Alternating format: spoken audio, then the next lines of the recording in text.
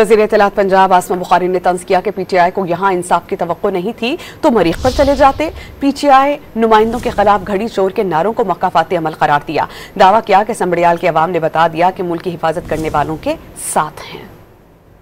Constituency है ना संबड़ियाल की, ये जो हमारा बॉर्डर का इलाका है ये उसके करीब है। हमारे वहाँ के शहरी हैं, वो हर वक्त इंडिया पाकिस्तान के अंदर कोई टेंशन होती है तो यकीनन उसको फेस भी करते हैं। और इस दफ़ा ख़ास तौर के ऊपर जब 6 से 10 मई के बीच में जो कुछ हो रहा था उसके अंदर वो हर चीज़ का पार्ट एंड पार्सल थे और उन्होंने वो तमाम वाकई ये टेस्ट केस था उनके लिए कि वो ये बताएं कि इस मुल्क के ख़िलाफ़ साजिशें करने वालों के साथ खड़े हैं या इस मुल्क की हिफाजत करने वालों के साथ खड़े हैं। फॉरेन स्पॉन्सर्ड लॉबियों के ज़रिए पाकिस्तान के अंदर हालात ख़राब करने वालों के साथ है या अपने इस मुल्क के अंदर तरक्की और खुशहाली जो आहिस्ता आहिस्ता अल्हम्दुलिल्लाह इस मुल्क के अंदर आ रही है उसके साथ है।